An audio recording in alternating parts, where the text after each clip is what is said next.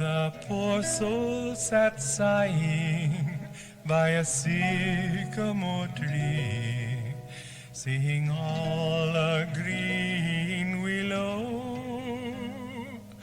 her hand on her bosom, her head on her knee, singing willow, willow, willow. The fresh streams ran by her and murmured her moans, singing willow, willow, willow. Her salt tears fell from her and softened the stones, singing willow, willow, willow. Let nobody blame him, his scorn I approve. I called my love false love, but what said he then? Singing willow, willow, willow. If I court more women, you'll couch with more men. If I court more women, you'll couch with more men.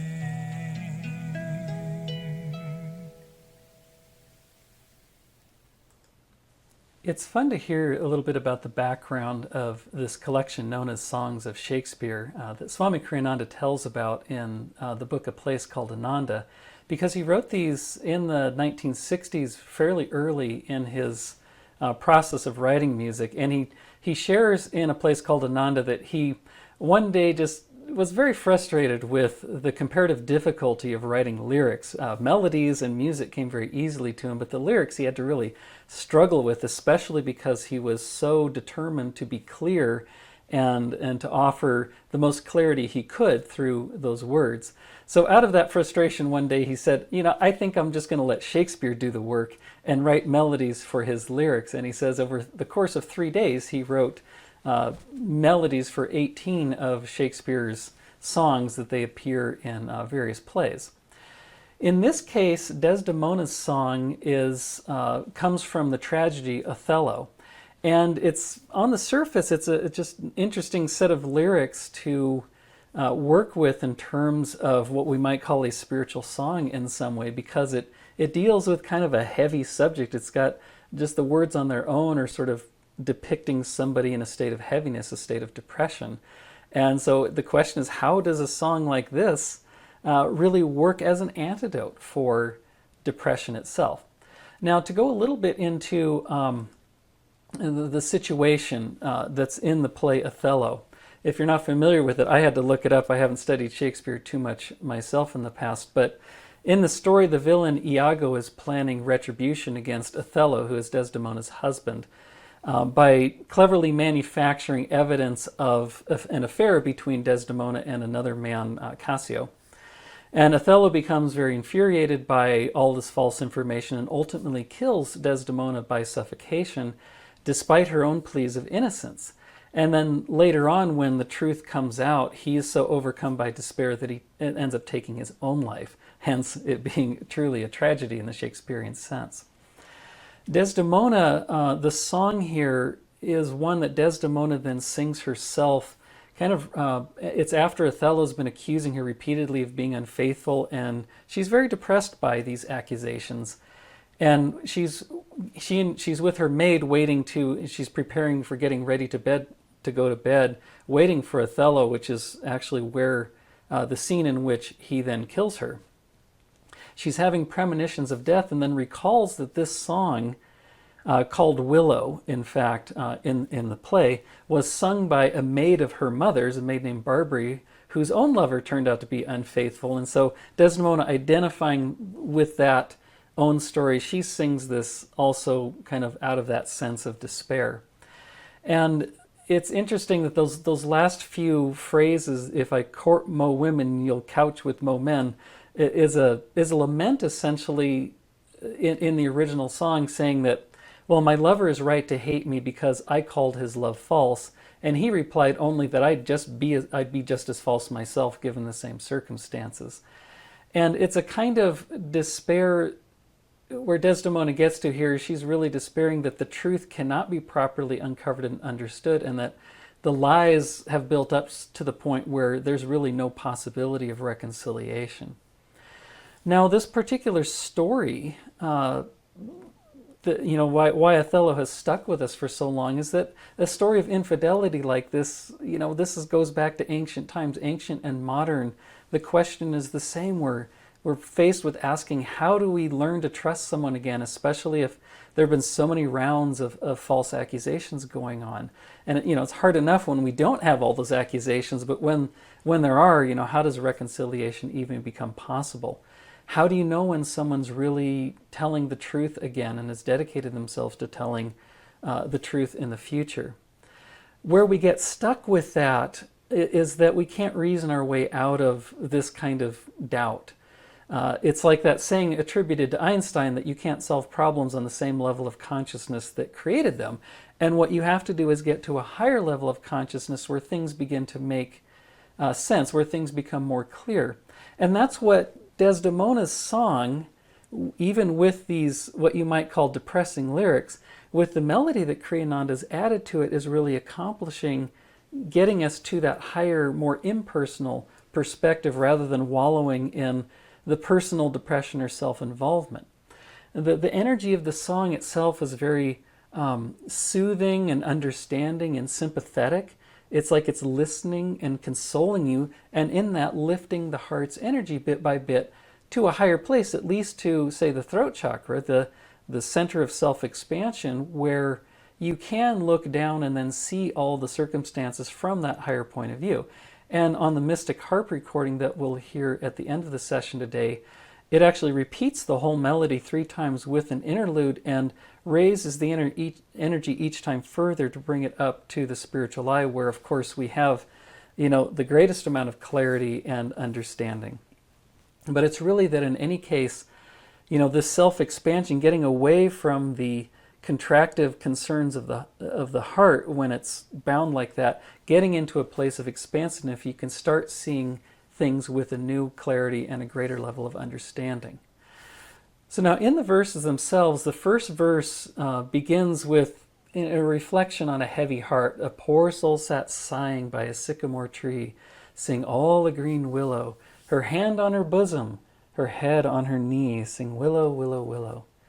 Here we have the image of one who is sighing and crying, heads buried in essentially a yogic chin lock, right? Which in yoga postures is something that prevents the energy from the spine rising further really than the heart, because you're locking it at the throat. And that's used in pranayamas to keep the energy down until you actually want it to rise up. But I think it's significant that we see that even in the lyrics here. And then, of course, hand on the bosom is a clear reference to the heart chakras, suggesting the state of a broken heart. Desdemona here, she loves Othello and, is very sad because of all these lies going around, and yet she's very accepting of fate, which in itself is an act of courage that helps to overcome that heaviness. That's a positive heart quality courage is that helps loosen whatever's getting stuck there in the heart. I think it's also interesting that we have 2 different trees in this verse. We have the sycamore tree and the willow.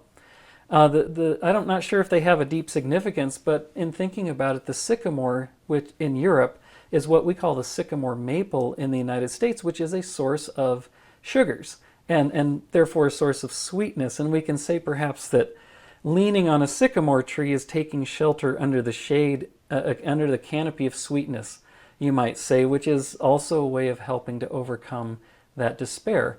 And a willow tree, for its part, we know is one that's very flexible. It can droop and it can stand, perhaps implying that kind of adaptability and going through changes and flowing and feeling and ultimately transcending the details of circumstances, unlike a very firm, strong tree that would be more resolute and aloof and unable to adapt in the right way. But now, through this verse, we get those first images of the heavy heart, but the higher notes that come on that Sing willow, I can't quite remember the melody, but there's some kind of higher notes that lift the energy a little bit up from the heart now to the throat chakra. So we've gotten that sympathy from the heart, we've sympathized with the heart, now we can let it rise up a little bit to achieve a little more clarity. And the second verse starts to deliver that. We have the fresh streams ran by her and murmured her moans, and her salt tears fell from her and softened the stones. The fresh streams, really, we can think of those as implying a movement of purity, murmuring perhaps a gentle reminder that life goes on, regardless of how you feel. In fact, couple of other songs that Swami Kriyananda wrote have similar words in them, like the song "Life Flows On Like a River," and also the line "In life is a dream, time like a stream, carries our burdens away." That there's a movement here that's kind of helping to wash away the heaviness that we may be stuck in. The other thing that I think is significant in these words, and we're of course talking words of Shakespeare, but I think Shakespeare was a fairly enlightened person in his own time, maybe even a closet saint, which is why he has such longevity. But the murmuring her moans, I think, is referring to the idea that these passing streams of life might echo your moans and your sadness, but they're not causing them. Circumstances, like Yogananda said, are neutral. It's how we respond that makes them good or bad.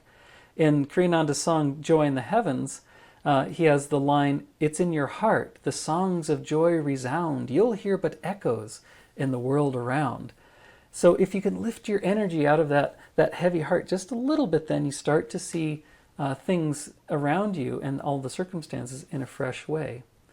The tears, too, in this verse are, I think, they're symbolizing a kind of catharsis, that you don't want to let mistakes and guilt and shame consume you, but rather, allow some of that emotional energy to flow to release and cleanse out the soul. And even the idea of salt tears, salt is an essential ingredient for life. And that's implying like those tears are giving some of your life energy away, giving some of that into the flow to release what's getting stuck. And that kind of self-offering, to me, is what's softening the stones, which is to say it's dissolving the hardness of old habits, dissolving inertia, and really dissolving anything else that may have energy locked in a frozen form, or energy that's stuck, that's stuck downward and that we want to have flowing upwards. So, allowing yourself to shed tears when necessary, rather than just suppressing your emotions with the thought that I should be able to handle it, right? Sometimes we just need to let those tears flow and get that kind of catharsis, doing it as a release and not as a form of just wallowing in self-pity. And this is why it's also helpful, to, as we say, cry on someone else's shoulder, where that person can give us understanding and solace, but also keep us moving upwards, not letting us get stuck in self-pity. And again, that's a lot of what the melody of Desdemona's song here is doing, is giving us that consoling shoulder to cry on, you might say. Now again, the little rising notes on the willows at the end of that verse, again, lifts the energy a bit further and brings us to a point of resolution or acceptance with, "Let nobody blame him, his scorn I approve. I called my love false love, but what said he then?" At this point, we can come to a point where we say, I take responsibility and I want to work through the karma. And if what it takes is an honorable sacrifice, so be it. Honor is something, as opposed to preserving the ego and trying to get your way, that kind of honorable self-sacrifice is something, it's a quality that accrues to the soul that you take with you life to life, rather than something that accrues to the ego or the preservation of the body. And it's that kind of sacrifice that can help overcome the karma that you don't have to take it into another incarnation. So we're trying to reach to the point of understanding also that current pains, these circumstances or situations that may be very heavy upon us, may have not have any seeming cause whatsoever in current circumstances, but we can recognize that these are the results of past karma that we've carried forward from previous lives that we're needing to expiate. It reminds me of a very dear friend of mine who, when she got married some years back, she kind of recognizing that there was some kind of karma there. She fully expected there to be some infidelity in the relationship eventually, and she expected it would start with herself.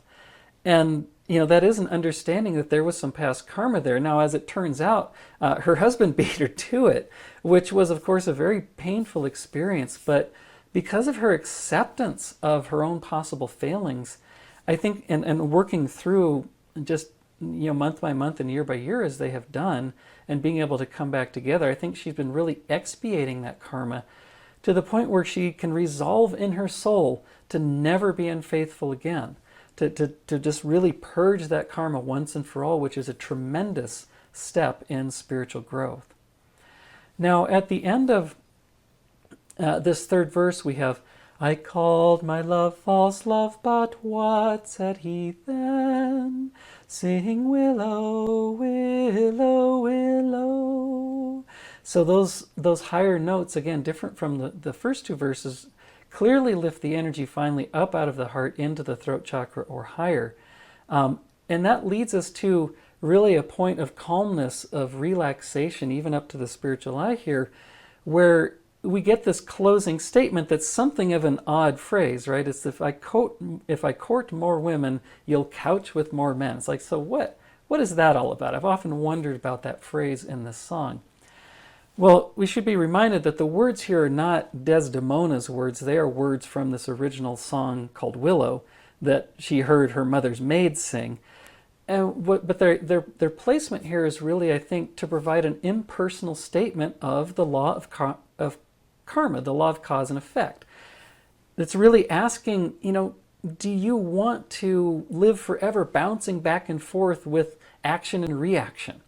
Is that the way you want to go on incarnation after incarnation? And well, if the answer is no, then you want to break the karmic cycle. You want to break through it with honorable self-sacrifice. Again, sacrifice your life if needs be, but especially sacrifice what you feel is your normally justifiable right to retribution or revenge. That's the self-sacrifice, I think, more so than just the body. It's the self-sacrificing of the desire for revenge or retribution.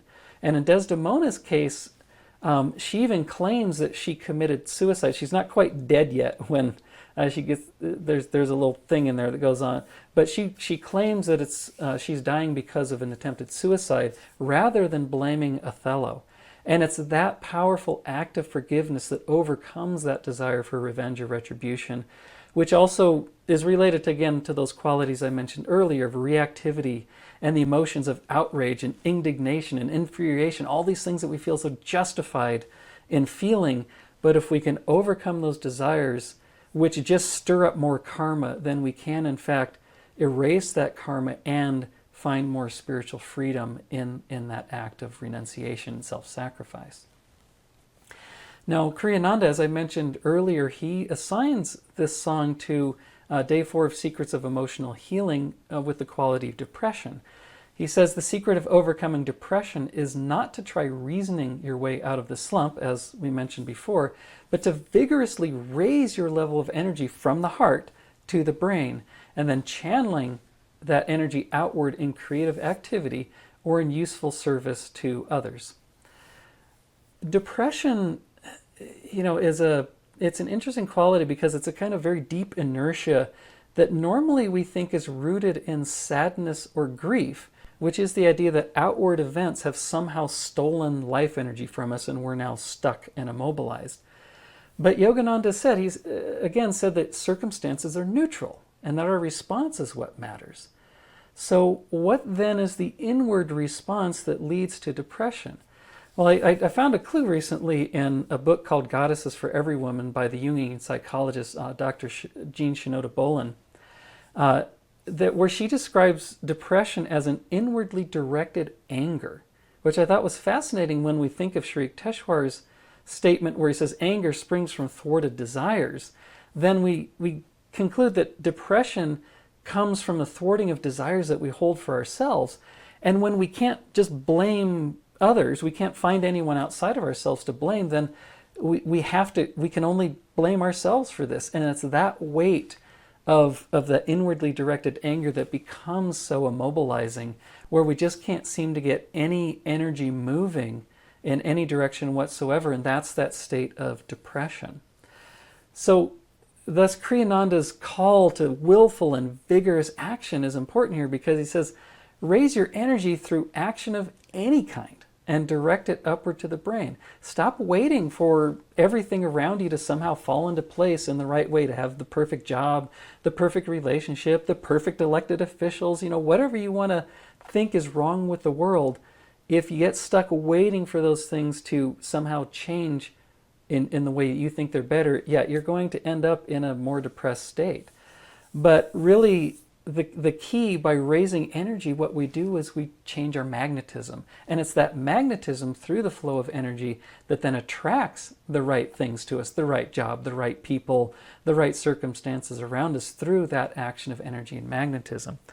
And so initially, if you're stuck in a state of depression and inertia, it really doesn't matter how you get energy moving. You just need to get it moving in any way, shape, or form you can. You don't want to put conditions or expectations or anything else on top of that. Just get it moving, because once the energy starts moving, then you can gradually refine it and direct it more thoughtfully.